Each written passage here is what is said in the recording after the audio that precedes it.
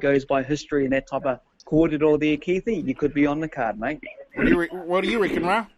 No, I don't like your thinking at all, Keith. Yeah, draw. What did it say that as we're going for a third World Cup? I think we're just gonna totally dominate. A draw is no good for us because I hate to say it, these World Cups it comes down to like a bit of a mental game as well. And I hate to say that it's more physical than mental, but nowadays in sport it's usually upstairs that counts. If you can get the jump on the opposition, well then, you're in good stead. So no, I hope it's not a draw. I hope we just totally wipe them off the park and set the foundation for the rest of the tournament right through to the three-peat, Keithy. No draw. Well, I'm hoping that it is a draw because I'm going to go down to the TAB, put some money on New Zealand drawing. I'm not, maybe, 19-all. How about that? 19-all, then we go to the final and New Zealand goes and wins the final. I like that because we beat the best, probably. If you're going to do that, Keithy, can I suggest you buy some of that Japanese beer, mate? It's called Sapporo. I've tried it. It's horrible. You won't like it, and that'll get you back for putting money on whichever team for a draw. No, I don't like that. I don't like that beer. Not at all. Has to be good old New Zealand beer. That's what it has to be. Nothing short of that. What other games are going to be coming up? I mean, there's a lot of games and a lot of what-ifs also. But we're also looking forward, I dare say, next month to the quarterfinals.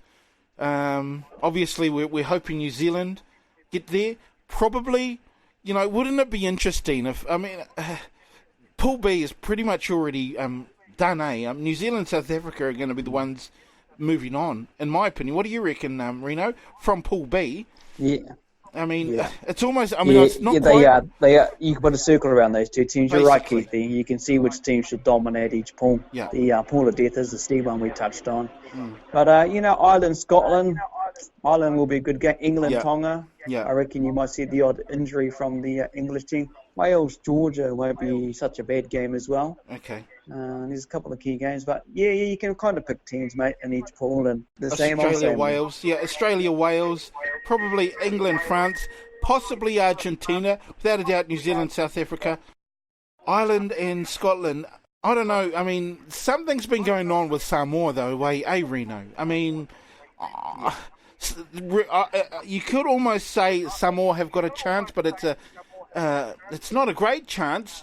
Considering that it seems that their union, or that Samoan rugby union, doesn't seem to really help out their Samoan boys all too much, bro?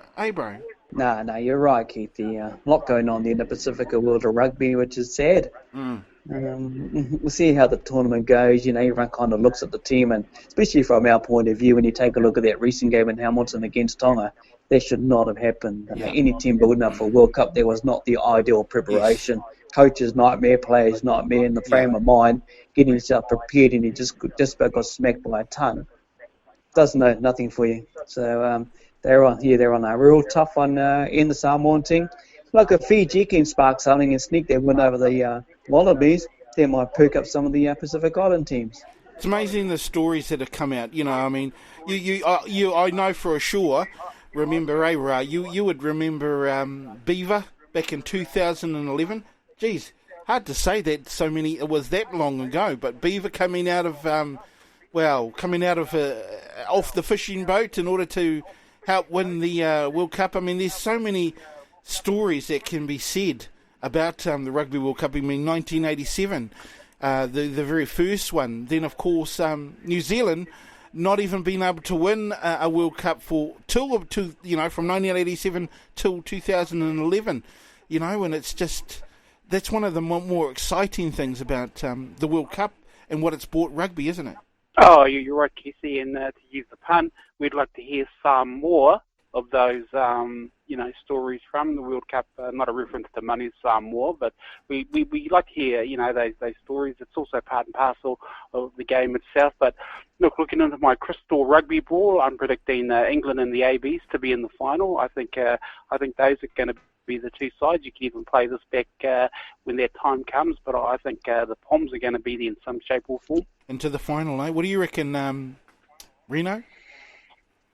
Yeah, every year for World Cup has a nice touching story. Everyone reflects on last year where Japan beat South Africa, then the final, then the kick through from Bender Smith, and who gets the winning try? Bodie Barrett. Yes. That's the making of Bowden Barrett, his speed, his skill, his agility, and coming off the bench and doing that.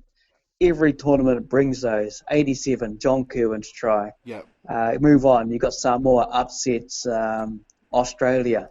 You also have the likes of France beating Australia. Yes. There are fairy tale stories. Johnny Wilkinson, the drop kick.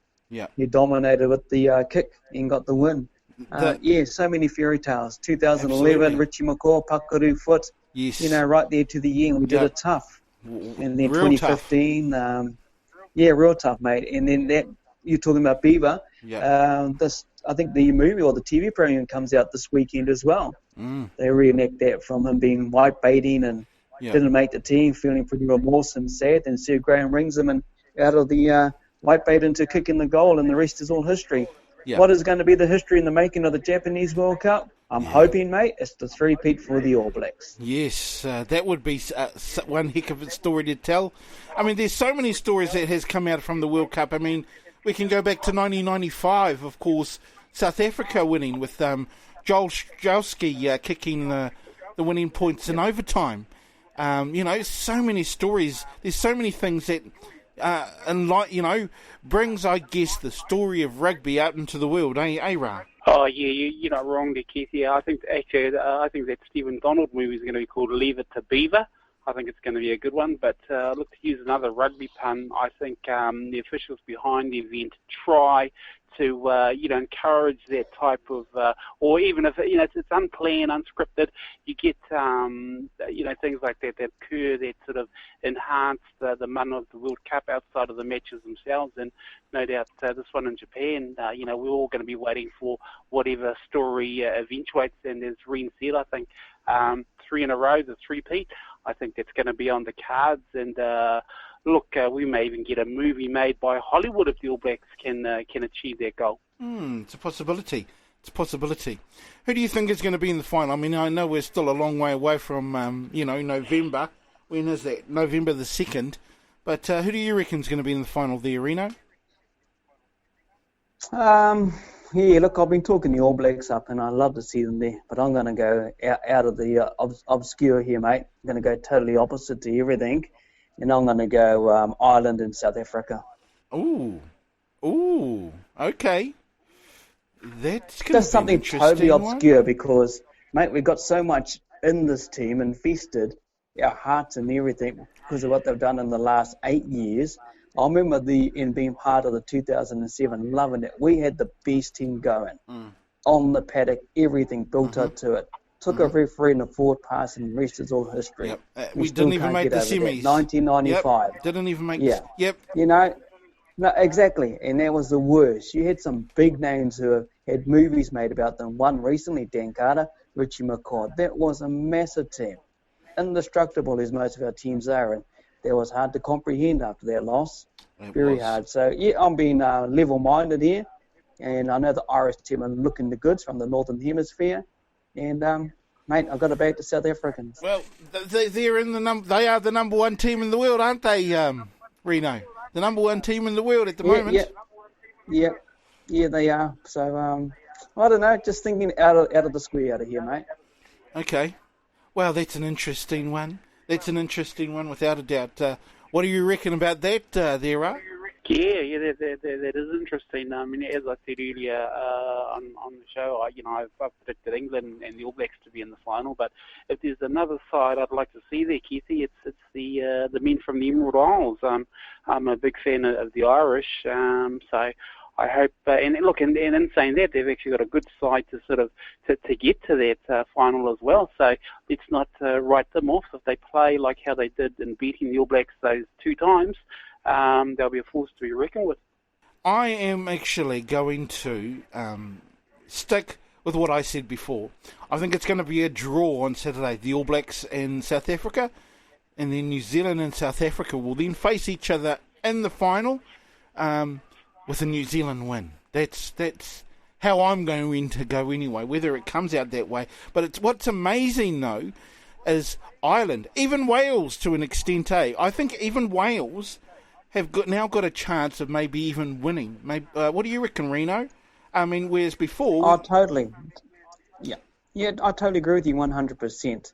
I'd love to see a Southern Hemisphere versus Northern Hemisphere final. And the dream for me would be a Southern Hemisphere team win, preferably the All Blacks. Yes. And really stick it up where the sun don't shine to the Northern Hemisphere rugby. Yes, which is where it doesn't shine. Yeah, exactly. So I'd love to see another Southern Hemisphere team win it, mate.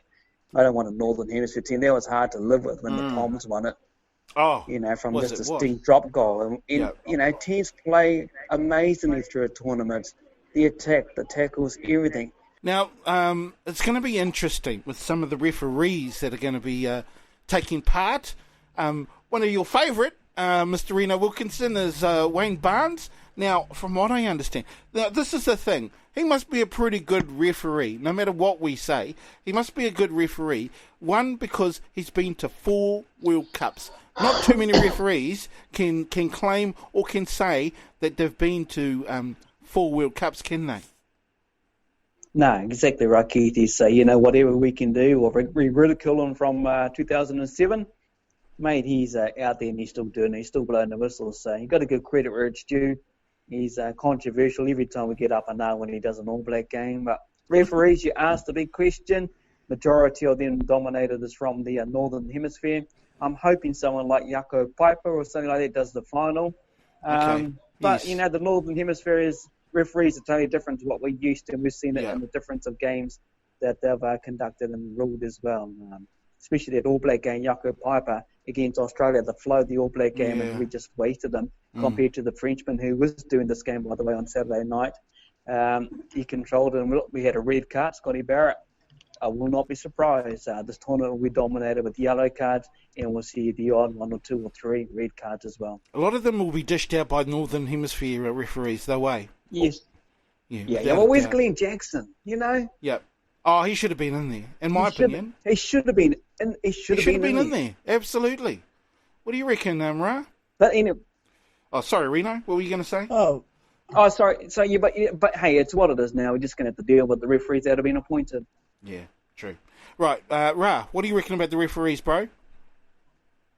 Yeah, well, certainly they determine the outcome of the game there, Keithy, and, whether you like, hate or admire them, their decisions are always pending, and it's an unenviable job to do, as you know, because you were a ref yourself. But, look, you take the bad with the good, and a lot of games are sort of based on, the decisions that are made and calls that are presented to both teams. So if you've got good refs, which are usually the Southern Hemisphere variety, the game's free-flowing as opposed to their northern counterparts where, they're stop-start and not very conducive to the game. So, I reckon maybe they need to look at employing a lot more southern free-flowing refs in the northern, whistle-happy type, but we know that's not going to happen, and it's just the nature of the game that you get who you get, and you just have to put up with the results, sadly. Well, that is pretty much all we've got left here on our Rugby World Cup special. Don't forget to tune into Full-Time on Saturday. We'll also do a very quick Rugby World Cup special on Sunday as well. Listen in to our podcast. Of course, it's going to be broadcast on our Facebook page. Go onto our Facebook page. It's the Full-Time Facebook page here on Tūrangi FM. Anyway, on our Facebook page, Full-Time. Check that out. Well, there's nothing left to say except I'm Keith Niwa. Rugby, rugby, rugby.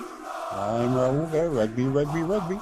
And I'm Rino Wilkinson. Rugby, rugby, out. Those were the Fools on this Full-Time Rugby special.